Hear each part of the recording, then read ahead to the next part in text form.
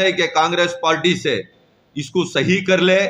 ऐसा ही करके कर्नाटका स्टेट में भी बीजेपी आकर है, ऐसा ही करके आज मैसूर में मेयर भी आप छोड़ चुके हैं। इसके बाद मुस्लिम लीडरशिप भी खत्म होने वाली है। अगर सारे मुसलमान एक होकर आवाज नहीं उठाएंगे तो हमारे मुसलमान लीडरशिप भी खत्म हो जाएगी। महाराष्ट्र में शिवसेना को एक कानून है और एआईसीसी का महाराष्ट्र में एक कानून है या कर्नाटक में एक कानून है। इस इलेक्शन में भी वॉकआउट किया गया था ये टीम की जानिब से। ये टीम की लास्ट टाइम ये टीम की जानिब से करने के बाद क्या हुआ, बीजेपी को गया। लास्ट टाइम तुम्हें वॉकआउट करने के आने के बाद भी क्या हुआ, सेक्युलरिज्म बची थी। तो इस बार क्यों हुआ, इसके जिम्मेदार कौन है? इसके जिम्मेदार सामने आकर कौम को और आवाम को जवाब देना है। जवाब देना है कि यहां पर कौन सेक्युलरिज्म को फोड़ रहे हैं और हाईकमांड से क्या जवाब आया था तनवीर सेठ साहब को, वो भी जवाब देना है कि किसकी वजह से आज बीजेपी वहां पर हुकूमत पर बैठी है। कर्नाटक स्टेट के अंदर भी आज बीजेपी बैठने का रीजन कौन है? हमारे कांग्रेस के एमएलए सारे बाहर जाकर आज बीजेपी गवर्नमेंट बैठी हुई है। कहीं ना कहीं कांग्रेस के जो स्टेट लीडर्स हैं वो एमएलए को बुलाकर बात नहीं कर रहे हैं। तो इस वजह से कर्नाटक स्टेट में भी बीजेपी हुकूमत में है और मैसूर में मेयर का भी 38 साल से जहां पर दूर रखा गया था, आज उन्हें सीट पर बिठाया गया है। तो इसके जिम्मेदार कौन है? अगर पार्टी कांग्रेस पार्टी अगर मुसलमान को दूसरा ऑप्शन नहीं है कर बोलकर अगर ये काम कर रहे हैं तो मुसलमान सारे एक होकर जवाब देते। सिद्धरामैया को ये मुस्लिम लीडर है, ये मुस्लिम लीडर है, ये इस किस्म की बातें कर करके मासूम नौजवानों को, मासूम मुसलमानों को जो है उनका गिरविदा बनाया गया है। लेकिन सिद्धरामैया के अंदर जो उन्होंने जिसके ऊपर लिबादा उड़ा हुआ है, अंदर उन्होंने क्या पहना हुआ है उसको किसी ने नहीं देखा है। शायद मैंने कौशल न्यूज के प्लेटफॉर्म से मैंने दोनों से बात की। नजीब खान साहब का जो इंटरव्यू था तो उन्होंने कहा कि इस मामले में सिद्धरामैया टीम और डीके शिव कुमार टीम को निशाना बनाया जा रहा है। ऐसा नहीं है, बल्कि जेडीएस का जो असल चेहरा है वो सामने आया है। वो फिरका परस्त पार्टी है, सिर्फ सेक्युलर का दावा करती है, ऐसा उनका बयान था। तो यहाँ पे जेडीएस वालों ने ये कहा कि ये कांग्रेस के अंदर सिद्धरामैया और डीके शिव कुमार की 2 टीम हो चुके हैं, हमें टीम देने से पहले आप अपने अंदर गरेबान को झांक लें। तो इसका मतलब ये है कि दोनों के अंदर जो मौजूद रसाकशी थी उसी की वजह से आज बीजेपी ये जीत हासिल हुई है।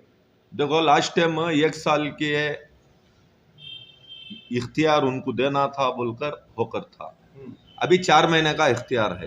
बिल्कुल आपको मालूम है कि महाराष्ट्र के अंदर जो हमारी शिवसेना है, शिवसेना को कांग्रेस सपोर्ट कर रही है बगैर शर्त के। अगर सेक्युलरिज्म बचाना है या आप छोड़कर दे रहे हैं या आधा ले रहे हैं। यहां पर तो डिप्टी मेयर दे रहे थे और मेयर उनको दिया हुआ था। 1 साल में 4 महीने अभी बचे थे। अगर आप दे देते तो मेरे ख्याल से सेक्युलरिज्म बचता था। यहां पर जब लास्ट टाइम सेक्युलरिज्म बचाने के लिए गए थे, अयूब खान साहब और आरिफ हुसैन साहब दोनों बाइकाट करके बाहर आए थे। इसकी वजह क्या है? सेक्युलरिज्म बचाना है तो हमें कहीं कुर्बानी देना पड़ता है, क्योंकि मुसलमान वोट दे रहे हैं, मुसलमान कांग्रेस पार्टी के साथ हैं, इसलिए है कि सेक्युलरिज्म है।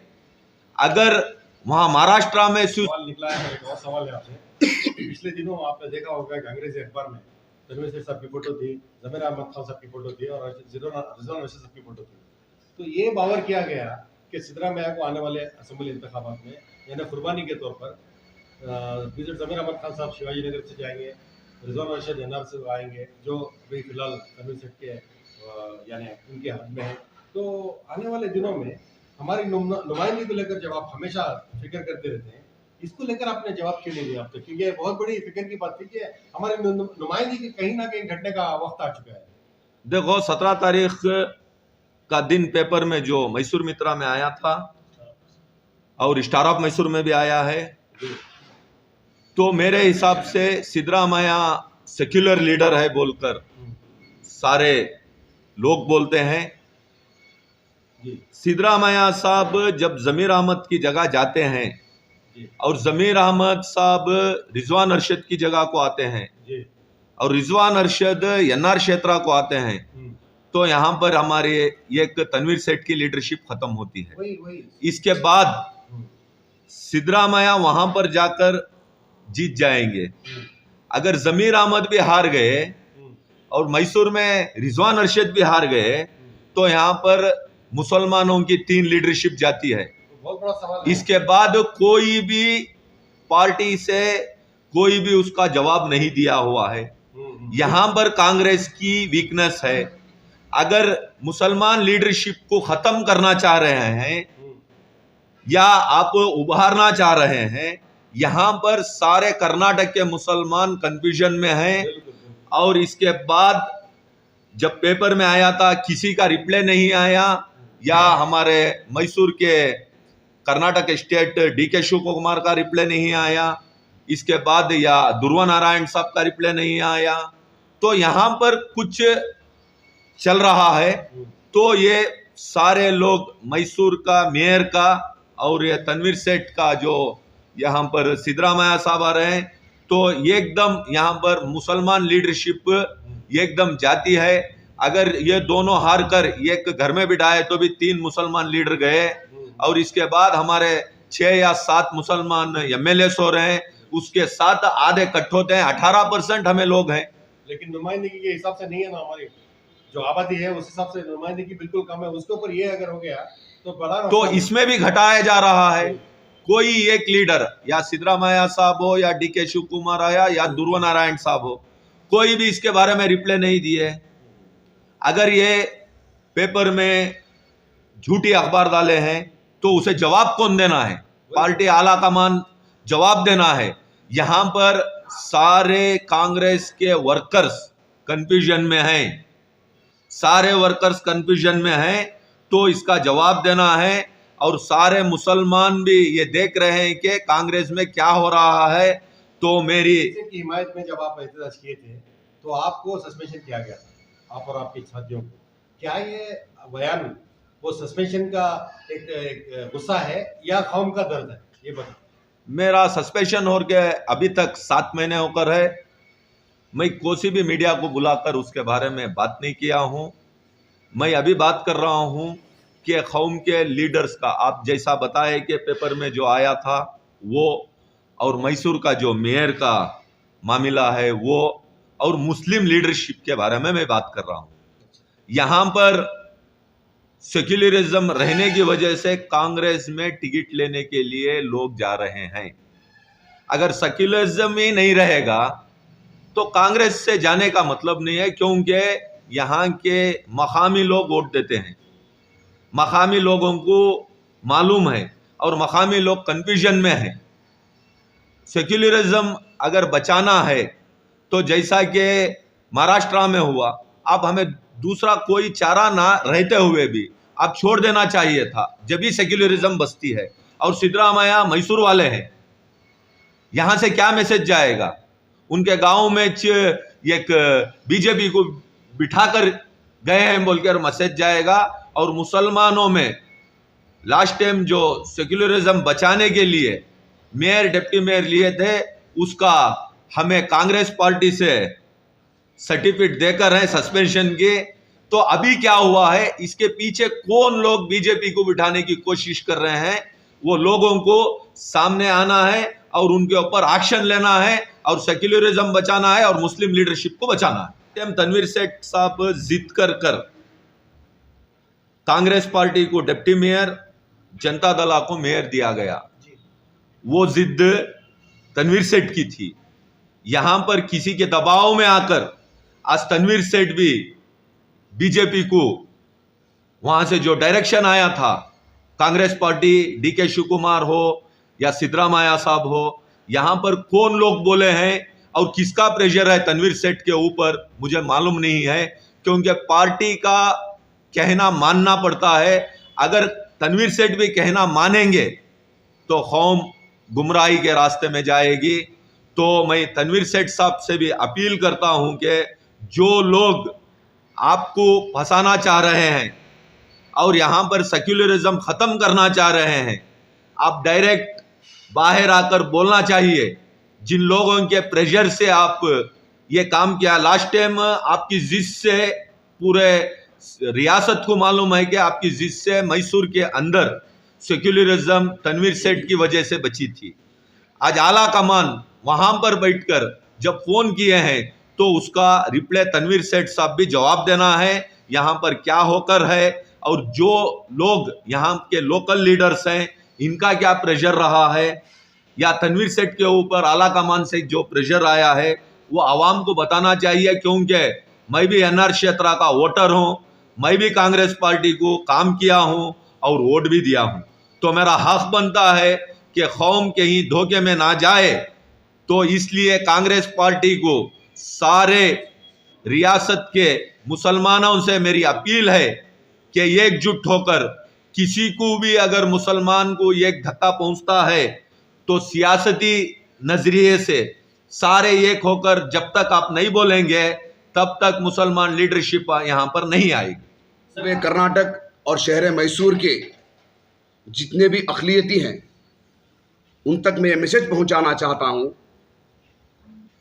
कि जो सेक्युलरिज्म का लिबादा ओढ़कर हमारे सामने ये जो पार्टियां खेल खेल रही हैं, अवाम बेवकूफ़ नहीं है, अवाम सब कुछ जानती है। वो दौर और था जब लीडरान आकर अवाम को बेवकूफ़ बनाकर अपना वोट ले चले जाते थे, लेकिन आज जो है हर नौजवान, हर बच्चा जो है देश का, सूबे का, शहर का हर बच्चा जो है आज अवेयरनेस के साथ भरपूर है। लेकिन अब वक्त आ गया है कि उसको खुलकर अवाम के सामने लाया जाए। ऐसी चंद बातें हैं। पहली बात यह है कि जनाब तनवीर सेठ साहब को लेकर टीम ए, टीम बी, टीम ए के अंदर तनवीर सेठ साहब हैं, टीम बी के अंदर फलां फुला हैं, ये सब सारी गलत बातें हैं।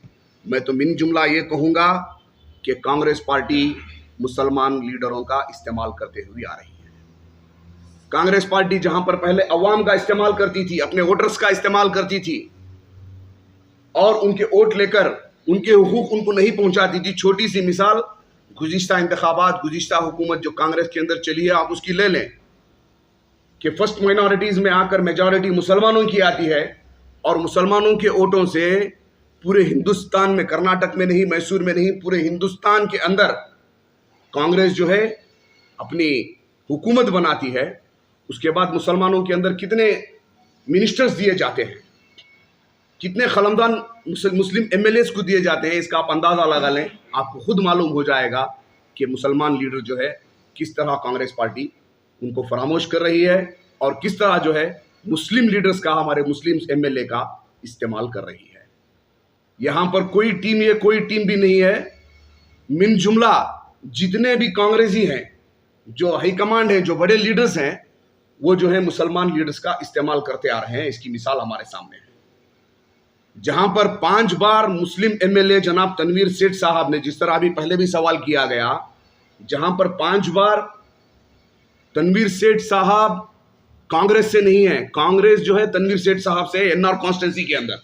मैं पूरे सूबे की बात नहीं करता, हिमाकत होगी, मैसूर की बात नहीं करूंगा, हिमाकत होगी, बिलखुसूस एनआर कॉन्स्टिट्यूंसी की बात करूंगा कि एनआर कॉन्स्टिट्यूंसी जो है तनवीर सेठ साहब से है, कांग्रेस से नहीं है। जिस तरह अजीजुल मुल्क अजीज सेठ साहब ने अपने एक बयान के अंदर कहा था कि I have to be lead not too late, इसी तरह मैं कहूंगा कि तनवीर सेठ साहब जो है वो कांग्रेस से नहीं है, कांग्रेस उनसे है।